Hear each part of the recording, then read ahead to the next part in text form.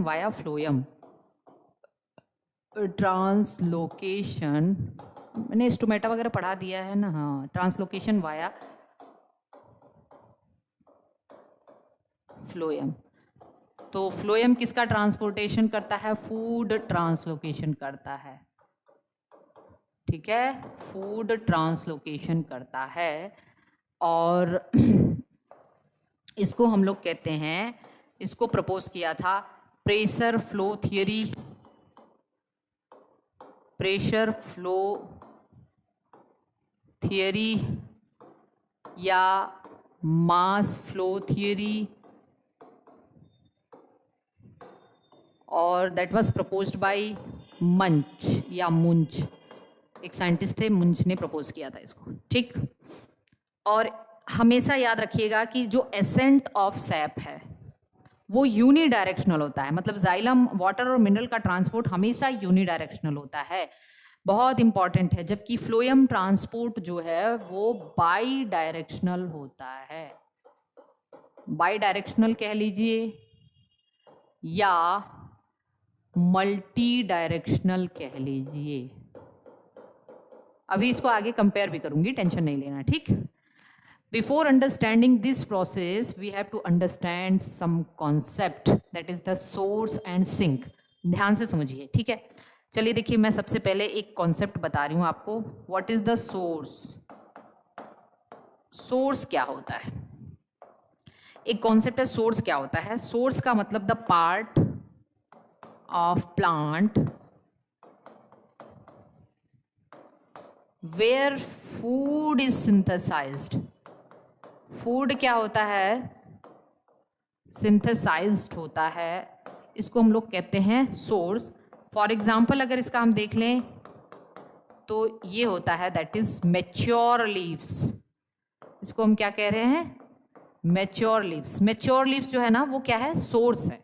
Source का मतलब plant का वो पार्ट जहाँ पे फूड की सिंथेसिस होती है उसको सोर्स कहते हैं, that is mature leaves.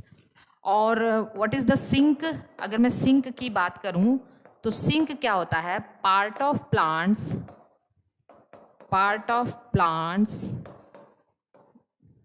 Which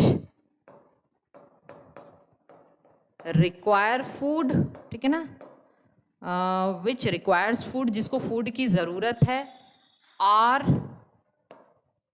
which store food, जो फूड को स्टोर करता है। या तो उसको फूड की जरूरत होगी या वो फूड स्टोर करेगा। तो रिक्वायर्स फूड मतलब कौन किसको किसको फूड की रिक्वायरमेंट है। तो आप याद रखिएगा कि फूड की रिक्वायरमेंट किसको किसको होती है, जैसे न्यू लीव्स आ गए, बर्ड्स आ गए, ठीक है, इन सब, और मतलब बहुत सारी चीज़ों को फूड की रिक्वायरमेंट है। और जो स्टोर करने वाला है, स्टोर, दैट इज रूट वगैरह हैं, ये सब क्या करते हैं? फूड को स्टोर करते हैं। तो सिंक का मतलब जहाँ पे या तो फूड की रिक्वायरमेंट हो या तो फूड स्टोर होता है, उसको हम कहते हैं दैट इज द सिंक। अब मैं एक लाइन लिखूंगी, source and sink can be variable depending upon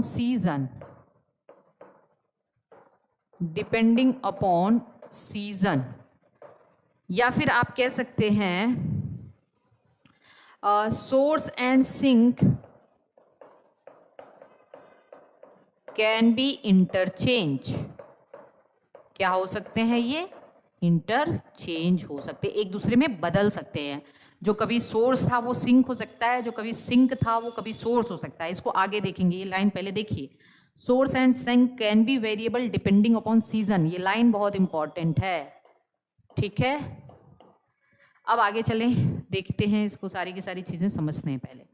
अब हम फ्लोएम ट्रांसपोर्ट को प्रेशर फ्लो थियरी या मास फ्लो थियरी से एक्सप्लेन करने वाले हैं, जिसको मुंच ने दिया था, फूड का ट्रांसपोर्ट कैसे होता है, ठीक है। एकदम ध्यान से। अब यहाँ पे देखिए, सपोज करिए कि ये है, ये है जाइलम, ठीक। ये क्या है जाइलम। अब जाइलम फ्लोएम इतना दूर दूर नहीं होंगे, but for the ease of understanding मैं इसको थोड़ा सा अलग अलग बना रही हूँ, जाइलम और फ्लोएम को अलग अलग बनाऊंगी, घबराना नहीं है, ठीक है। लीजिए मैं ऐसे कर दूं, ये है जाइलम और मैं यहाँ पे बना दे रही हूँ फ्लोएम, ये है फ्लोएम। लेकिन मैं फ्लोएम बनाने से पहले मैं फ्लोएम के कंडक्टिंग पार्ट के बारे में बता देना चाहती हूँ आपको। फ्लोएम जैसे जाइलम का कंडक्टिंग पार्ट बताया था, वैसे ही मैंने फ्लोएम का कंडक्टिंग पार्ट बता देना।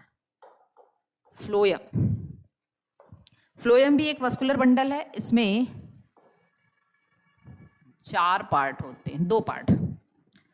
अगर मैं जिम्नोस्पर्म की बात करूं, क्योंकि देखिए यहाँ से क्वेश्चन एकदम बहुत तेजी से क्वेश्चन पूछे जाते हैं, इसलिए मैं इसको बता दे रही हूँ। जिम्नोस्पर्म में फ्लोएम में 4 पार्ट होते हैं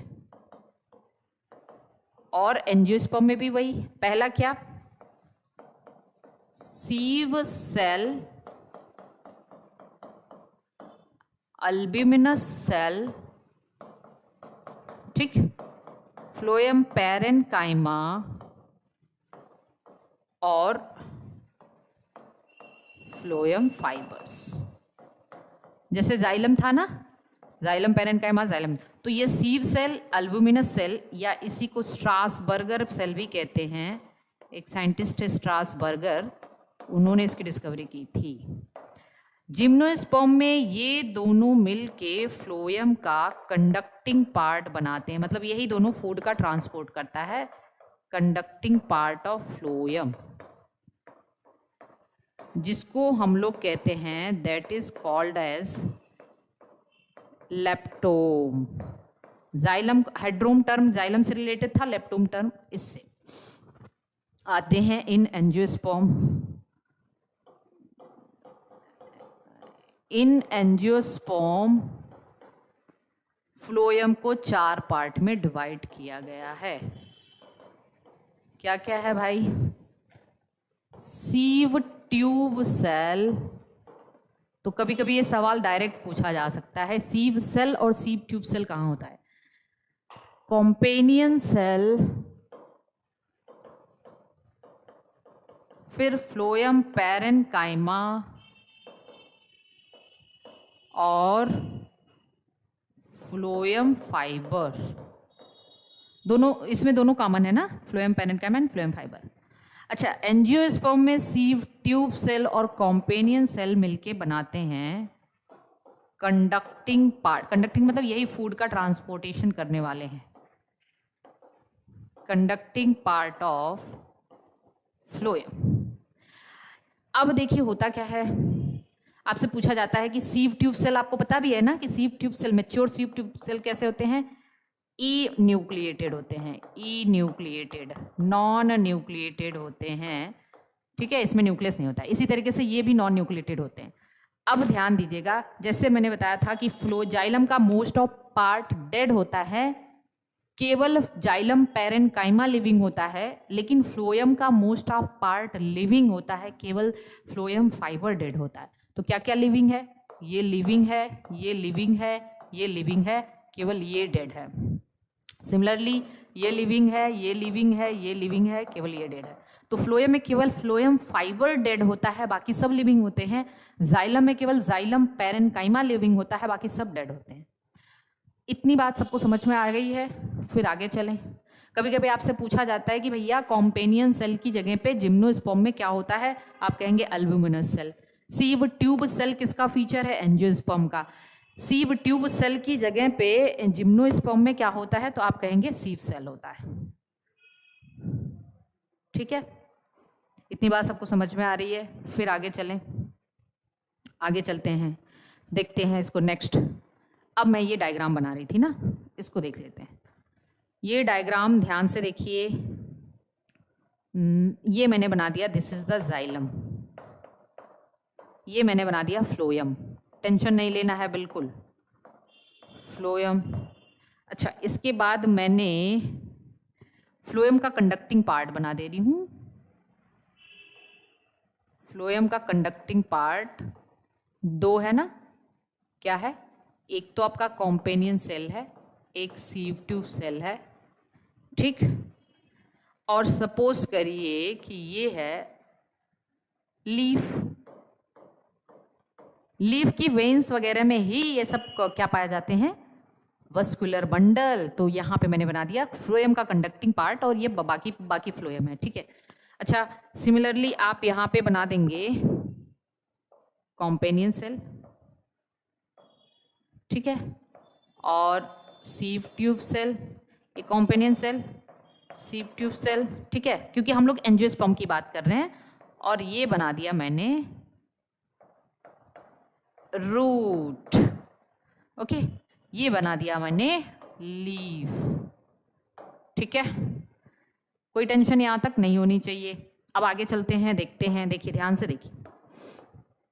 पत्तियों ने बनाया खाना, क्या बनाया, ग्लूकोज, किसकी मदद से, फोटोसिंथेसिस की मदद से। अब ये ग्लूकोज मतलब ये भोजन, ग्लूकोज बहुत हाईली रिएक्टिव कंपाउंड होता है, तो before transportation glucose must be converted into some non reactive compound that is sucrose. इसीलिए ग्लूकोज तो बनता है लेकिन ग्लूकोज कन्वर्ट हो जाता है किसमें, सुक्रोज। सुक्रोज एक नॉन रिड्यूसिंग शुगर है, क्या है, नॉन रिड्यूसिंग शुगर है। तो ग्लूकोज ट्रांसपोर्ट नहीं होता है। आपसे डायरेक्ट क्वेश्चन पूछा जाता है कि फूड ट्रांसपोर्ट जब हो रहा होता है प्लांट के अंदर तो किस टाइप के फूड का ट्रांसपोर्टेशन होता है, तो यू हैव टू आंसर कि वो किसका ट्रांसपोर्टेशन होता है, सुक्रोज का, ठीक है। अब देखिए यहाँ पे ग्लूकोज सुक्रोज में चेंज हो गया। सुक्रोज क्या है, ट्रांसपोर्टेबल शुगर, ट्रांसपोर्टेबल शुगर। तो बना क्या, ग्लूकोज ट्रांसपोर्ट। अब ये सुक्रोज बन चुका है और ये सुक्रोज आएगा इसमें पहले। जैसे ही सुक्रोज एंटर करेगा फ्लोएम में, इस प्रोसेस को हम लोग कहते हैं loading. This process is called as loading and loading is an active process. Loading is एक एक्टिव प्रोसेस। तो मतलब फूड का फ्लोएम के अंदर एंटर करना क्या कहलाता है, लोडिंग। फूड आ गया यहाँ पे, सपोज करिए कि फूड आ गया यहाँ पे, इसको सपोज करिए जाना है रूट के पास। कहाँ जाना है, रूट के पास। जब ये फूड यहाँ आ गया मतलब सुक्रोज। अब देखिए यहाँ आ जाइए, ध्यान से देखिए इसको। जाइलम में इधर जा रहा है वाटर, बस मैं वाटर लेके चल रही हूँ, मिनरल नहीं। जैसे ही देखिए ना, जाइलम इसका मित्र है, किसका, फ्लोएम का। Xylem is a friend of phloem. तो वो क्या करता है, फ्लोएम ने कहा भैया फूड आ चुका है, ठीक है ना, फूड की लोडिंग हो चुकी है। तो जाइलम ने कहा ठीक है मैं अपना पानी देता हूँ इधर। तो इसने अपना वाटर यहाँ भेज दिया। जैसे ही, अच्छा वहाँ क्या हुआ था, रूट के अंदर क्या हुआ था, मिनरल प्लस वाटर मिलके वहाँ का प्रेशर बढ़ा था। यहाँ पे फूड प्लस वाटर मिलके यहाँ का प्रेशर बढ़ जाएगा। तो यहाँ पे आ गया फूड और, अच्छा देखिए आप समझिए कि फूड जब यहाँ पे ऐड हुआ तो एक और रीजन है कि यहाँ का जो भी मीडियम रहा होगा इसका वाटर पोटेंशियल घट गया होगा कि नहीं घट गया होगा, बिल्कुल। और यहाँ पे वाटर पोटेंशियल तो ज़्यादा है, फूड ऐड हुआ तो वाटर पोटेंशियल घटा, फिर वाटर तो वैसे भी चला जाएगा, मदद लेने की ज़रूरत ही नहीं है ना। तो वाटर हाई वाटर पोटेंशियल से लो वाटर। अब यहाँ बन गया फूड प्लस, यहाँ पे आ गया फूड प्लस वाटर, दोनों मिलके फ्लोएम सैप बना लिए। क्या बना लिया, फ्लोएम सैप। ये बन गया फ्लोएम सैप।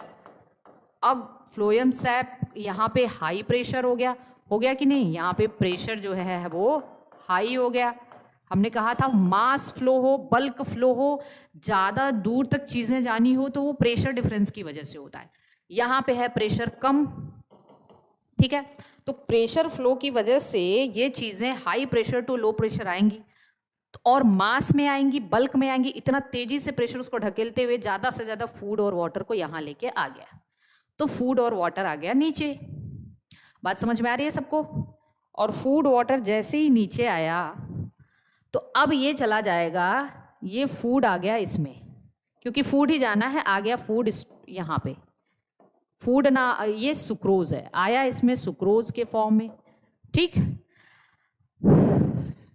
जैसे ही फूड एंटर हो गया यहाँ पे तो यहाँ का वाटर पोटेंशियल फिर बढ़ गया, वाटर ही बचा ना अकेला, वाटर पोटेंशियल फिर बढ़ गया, फूड निकल गया तो वाटर पोटेंशियल बढ़ गया, तो वाटर वापस से फिर चला जाएगा जाइलम में। किसमें चला जाएगा? जाइलम में। तो वाटर का इस तरीके से साइकिल हो रहा है, समझ में आ रहा है सबको? तो वाटर वापस से चला गया किसमें? जाइलम में। एक सेकेंड थोड़ा सा रुक जाइए। तो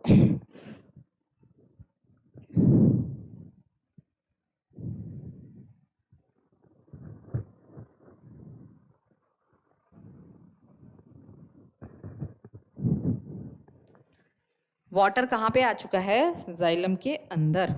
ओके, अब जैसे ही वाटर जाइलम के अंदर आया, फूड आ गया। अच्छा, इस फूड को यहाँ इस यहाँ से यहाँ आने को, इसको हम कहेंगे अनलोडिंग। ठीक है, ये भी एक एक्टिव प्रोसेस है, ये भी क्या है? एक एक्टिव प्रोसेस है। अब ये रूट में आने के बाद फूड देखिए क्या हुआ, सुक्रोज फिर वापस से ग्लूकोज में चेंज होगा, वापस से ग्लूकोज, और ग्लूकोज फिर कई सारे ग्लूकोज मिलके स्टार्च बना लेंगे और स्टोर हो जाएगा in form of starch, store in form of starch, starch के फॉर्म में ये स्टोर हो जाएगा। अब कोई सोचेगा कि क्यों ग्लूकोज के फॉर्म में स्टोर नहीं हुआ, क्यों स्टार्च के फॉर्म में स्टोर होगा? तो सिंपल सी बात है कि ग्लूकोज ग्लूकोज ग्लूकोज ग्लूकोज मिलके स्टार्च बनाएंगे तो उसमें से वाटर मॉलिक्यूल निकलता जाएगा ना, कॉम्पैक्ट स्ट्रक्चर बन जाएगा। हमें अननेसेसरी चीज़ें स्टोर करने की ज़रूरत क्या है? तो 100 ग्लूकोज मिलके स्टार्च बनाएगा तो 99 वाटर निकल जाएगा। हमें वाटर वहाँ से हटा देना है क्योंकि हमें फूड एकदम सॉलिड चाहिए, इसीलिए ग्लूकोज फिर कॉम्पैक्ट स्ट्रक्चर में चेंज हो जाता है, दैट इज द स्टार्च। बना प्रिपरेटरी शुगर क्या है? ग्लूकोज। ट्रांसपोर्टेटरी शुगर क्या है? That is the sucrose. और स्टोरेज शुगर क्या है? That is starch. Am I clear? तो ये है, ये पूरी की पूरी प्रोसेस है। ये इसी को हम कहते हैं मास फ्लो या प्रेशर फ्लो हाइपोथेसिस, जिसको मुंज ने दिया था। अब देखिए, पता है आपको, अभी तो इसके अच्छे दिन थे, किसके? पत्तियों के। बहुत शानो शौकत से था कि हमने फूड बनाया, रूट ने हमसे लिया, ठीक है ना। लेकिन इसके बुरे दिन भी आने वाले हैं। इसके बुरे दिन क्या है? अभी क्या हुआ, डायरेक्शन आपने देखा कि ये नीचे की तरफ आ रहा है। इसके बुरे दिन क्या कब आए? पतझड़ के टाइम। पतझड़ आ गया, ठीक है, पत्तियां झड़ गई। जब पत्तियां झड़ गई तो क्या हुआ? तब तक तो ठीक है, कोई दिक्कत नहीं, पत्ती तो है नहीं वहाँ पे। अब उसके बाद जैसे ही ऑटम आया, अरे सॉरी स्प्रिंग आया, तो स्प्रिंग आया तो न्यू लीव्स आना शुरू हुई। अब न्यू लीव्स ने को रूट ने कहा कि भाई तुम्हारे पूर्वजों ने जो कर्म किए हैं ना उसको तुम भुगतो। तुम्हारे पूर्वजों ने बहुत जो है ना वो दिखाया था कि हम तुमको फूड दे रहे हैं, अब तुमको हमसे लेना पड़ेगा। तो अब क्या होगा कि जो पत्ती नई लीव्स आएंगी ना, नई leaves, new leaves cannot synthesize food, new leaves cannot perform photosynthesis, they require food. अभी तक क्या था? ये सोर्स था और ये सिंक था, ये सोर्स था, ये मैं लिख दूं यहाँ पे, ये है सोर्स, और रूट क्या है भाई? रूट है सिंक।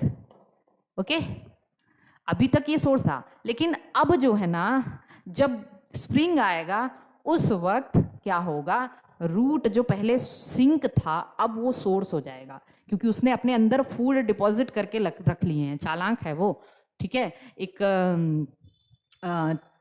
उसका ग्रॉस होपर वाला एक सॉन्ग आता है और एंड्स वाला, आपने स्टोरी सुना था, अभी हम उसको टीवी में भी देखते हैं। तो उसमें जो चींटियाँ होती हैं वो अपने बुरे दिन के लिए स्टोर करके रख लेती हैं। ग्रॉस होपर बड़ा बनता रहता है, कहता है नहीं हमको तो जो है ना हमेशा सनशाइन मिलता रहेगा, हम अपना फूड जो है हमको मिलता रहेगा, लेकिन फिर प्रॉब्लम आती है। सेम वही चीज़ है। तो यहाँ पे क्या है? यहाँ पे हुआ ये कि जैसे ही ऑटम आया तो पत्तियां झड़ गई, और उसके बाद जो है स्प्रिंग आया, न्यू लीव्स आई। तो न्यू लीव्स, अब जो लीव्स हैं, लीव्स जो नई नई पत्तियां आई, अब वो सिंक हो जाएंगी क्योंकि उनको अब फूड की ज़रूरत होगी। तो जो रिक्वायरमेंट जिसको होती है उसको सिंक कहते हैं, और रूट अब सोर्स हो जाएगा। तो हमने पहले लाइन में लिखाया था ना, source and sink can be variable depending upon season. Season पे डिपेंड करता है, और सोर्स और सिंक बदल सकते हैं ना। तो हुआ ना, कहानी उलट गई एकदम पूरी तरह से। तो सोर्स एंड सिंक क्या हो गए? वेरिएबल हो जाएंगे। और अब यहाँ से अब सेम वही प्रोसेस, अब जब नई पत्तियां आएंगी तो इसी प्लांट में ये फूड का ट्रांसपोर्ट यहाँ से यहाँ होना शुरू हो जाएगा। इसीलिए हमने कहा कि फ्लोएम का ट्रांसपोर्ट बाई डायरेक्शनल होता है। फ्लोएम ट्रांसपोर्ट बाई डायरेक्शनल होता है क्योंकि सोर्स और सिंक यहाँ पे वेरिएबल हो सकते हैं। जाइलम में हमेशा यूनिडायरेक्शनल हो रहा है, लेकिन फ्लोएम में ट्रांसपोर्ट बाई डायरेक्शनल होता है। उसका रीज़न यही है कि जो कभी सोर्स था वो सिंक हो जाएगा, जो कभी सिंक था वो कभी सोर्स हो सकता है। इसलिए कभी अपवर्ड मतलब डाउनवर्ड मूवमेंट भी हो सकता है और अपवर्ड मूवमेंट भी हो सकता है। ठीक है, ये बात सबको समझ में आ रही होगी। तो अब आगे चलें। तो यही है पूरा का पूरा। इसको लिखवाना सही है। अच्छा, इसको क्या करिएगा कि आप ना मैं एक हिंट दे रही हूँ, आप उसको लिखने की कोशिश करिएगा। ठीक है, बहुत नहीं भी लिखेंगे तो कोई दिक्कत नहीं है, फिर भी आप इसको ऐसे लिखिएगा, एक फ्लो चार्ट बनाइएगा। चलिए मैं बना दे रही हूँ, क्योंकि आप लोग बनाएंगे नहीं फिर प्रॉब्लम होने लग जाएगी। देखते हैं यहाँ पे क्या हुआ। एक लाइन में लिखते चल रहे हैं, ड्यूरिंग फोटोसिंथेसिस, ड्यूरिंग फोटोसिंथेसिस। ठीक है, लीव्स प्रिपेयर, या ऐसे कह दें, food is formed, that is glucose, और फिर ग्लूकोज चेंज हो जाएगा किसमें, सुक्रोज में। सुक्रोज एंटर्स इन फ्लोएम, इसको क्या कहा, लोडिंग कहा। जैसे ही ये फ्लोएम में आएगा, water potential of phloem decreases, that is medium become hypertonic. Hypertonic हो जाएगा ना वहाँ का मीडियम। जब मीडियम हाइपरटोनिक हो गया, मतलब हाइपरटोनिक मतलब सोल्यूट ज़्यादा हो गया वहाँ पे, तो वाटर पोटेंशियल डिक्रीज हो जाएगा। तो उसके बाद क्या होगा, water moves into phloem from xylem. ठीक, जाइलम में आ जाएगा फ्लोएम से मूव करके। फिर क्या होगा, pressure develops, water and food moves downward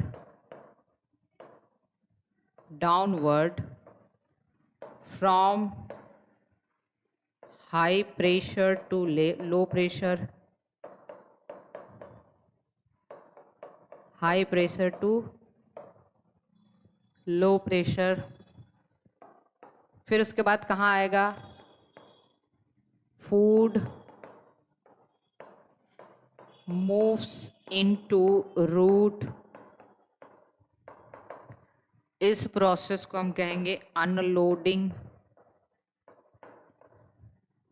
that is active process.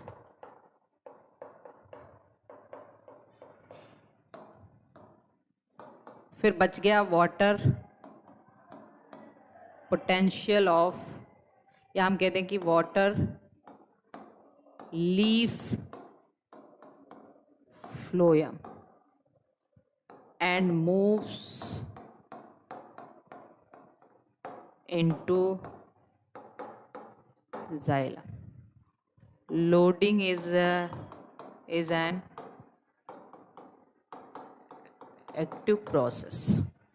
ठीक, इतनी चीज समझ में आ गई। तो यही है पूरा का पूरा प्रेशर फ्लो या मास फ्लो हाइपोथेसिस। अच्छा चलिए, एक मैं आपको इसी जगह से एक क्वेश्चन सॉल्व कराऊंगी, मतलब एक टॉपिक सॉल्व कराऊंगी, that is very very important.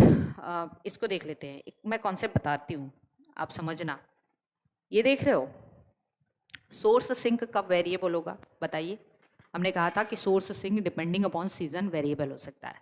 तो मान लीजिए 2 सीज़न बताया मैंने, 2 सीज़न बताया मैंने। एक बार इसको देखिए फिर आगे चलते हैं।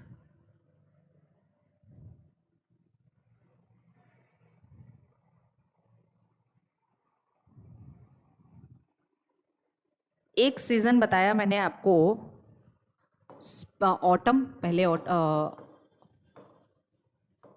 ऑटम, और एक सीजन है स्प्रिंग। ठीक है, ये 2 सीजन मान के चलिए। अच्छा बताइए ऑटम में क्या होता है?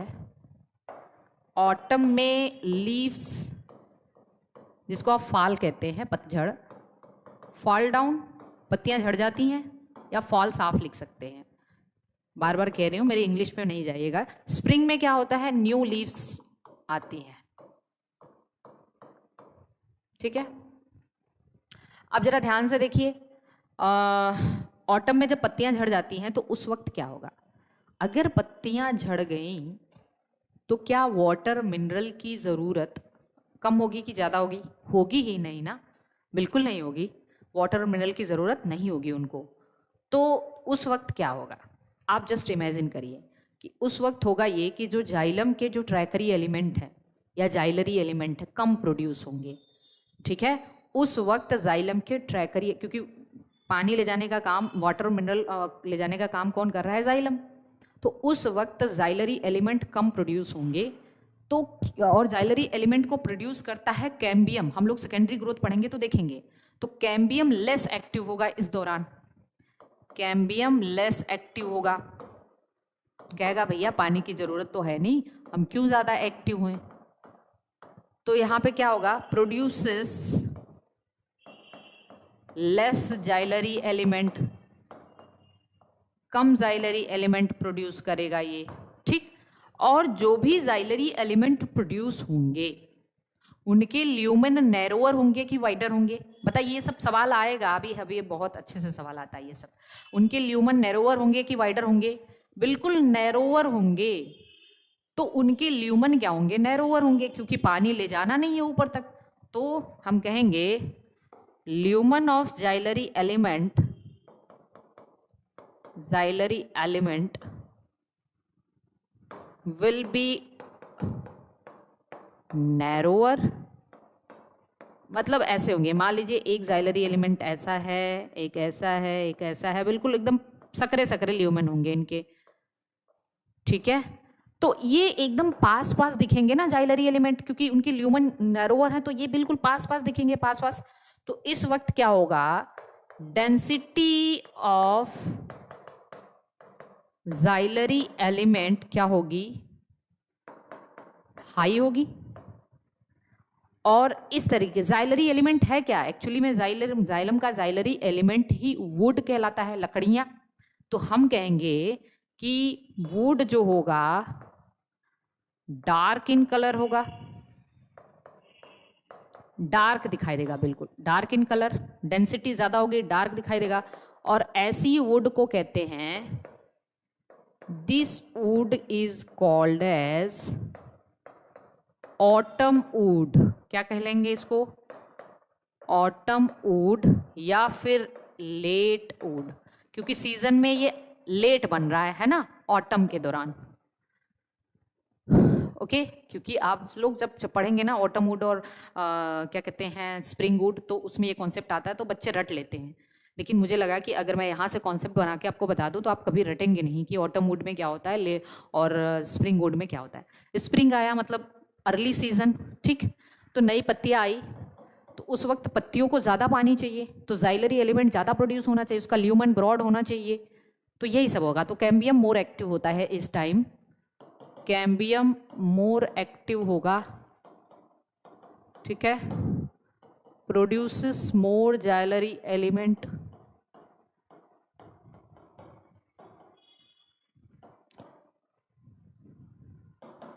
ल्यूमन क्या होंगे? ब्रॉडर होंगे।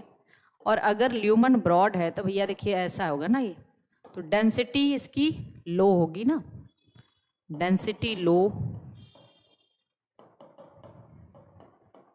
और ये लाइट कलर के दिखेंगे, लाइट इन कलर। और इस तरीके की लकड़ियों को कहते हैं स्प्रिंग वुड, अर्ली वुड। तो इस तरीके से एक साल में 2 तरीके की लकड़ियां बनती हैं। बात को समझिए, 1 साल में पौधों के अंदर 2 तरीके की लकड़ियां बनती हैं। जैसे मान लीजिए ये स्टेम है, ठीक, और इसमें स्प्रिंग के टाइम अंदर की तरफ ये वाली लकड़ी बनेगी, अरे मतलब ब्रॉडर ल्यूमन वाली लकड़ी बनेगी, ठीक, ऐसे। ध्यान से देखिए, ध्यान से समझिए, ओके।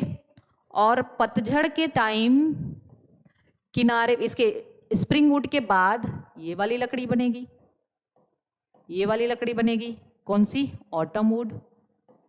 तो 1 साल में 2 लेयर बनी ना, 2 तरीके की रिंग बनी कि नहीं बनी? 1 साल में 2 तरीके की रिंग बनी, एक रिंग ये, एक रिंग ये, इन दोनों को मिला के कहते हैं एनुअल रिंग्स। क्या कहते हैं? Annual rings. क्या नाम दिया? एनुअल रिंग्स, ठीक है। और अगर हमें किसी प्लांट की एज का पता करना है कि प्लांट कितने साल पुराना है, तो उसके एनुअल रिंग्स काउंट कर लीजिए, ठीक है। एनुअल रिंग्स मान लीजिए 25 आया। एनुअल रिंग दोनों को मिला के कहेंगे, मान लीजिए सारी रिंग काउंट कर लीजिए, 50 आया, मतलब प्लांट जो है 25 साल पुराना है। Do you understand? प्लांट कितना है? 25 साल पुराना है। तो by counting annual rings we can estimate the age of tree and this branch is called as dendrochronology. इस ब्रांच को हम लोग क्या कहते हैं? डेंड्रोक्रोनोलॉजी। तो this is the branch in which age of tree can be estimated. Tree can be estimated by counting, लिख लीजिए, by counting annual rings, ठीक। और एक इंस्ट्रूमेंट यूज करते हैं, एक इंस्ट्रूमेंट यूज करते हैं, उस इंस्ट्रूमेंट का नाम होता है इंक्रीमेंट बोरर इंस्ट्रूमेंट। कौन सा इंस्ट्रूमेंट? Increment borer instrument. तो आई होप ये सब आपको अच्छे से समझ में आ चुका होगा। एक लास्ट चीज़ बची इस चैप्टर में, और हिम्मत मेरी थोड़ी सी लो हो रही है, क्योंकि पता नहीं क्यों मेरी आँख में बहुत ज़्यादा जलन हो रही है, जैसे लग रहा है फीवर आ रहा है। लेकिन देखिए, एक आखिरी चीज़ है, उसको भी मैं करा दे रही हूँ, ठीक। तो कभी भी अब ऑटम वुड और स्प्रिंग वुड में कन्फ्यूज़न नहीं होना चाहिए। ऑटम वुड, स्प्रिंग वुड में कन्फ्यूज़न नहीं होना चाहिए, ठीक। हाँ, तो इसमें अभी क्या बचा हुआ है? एक लास्ट चीज़,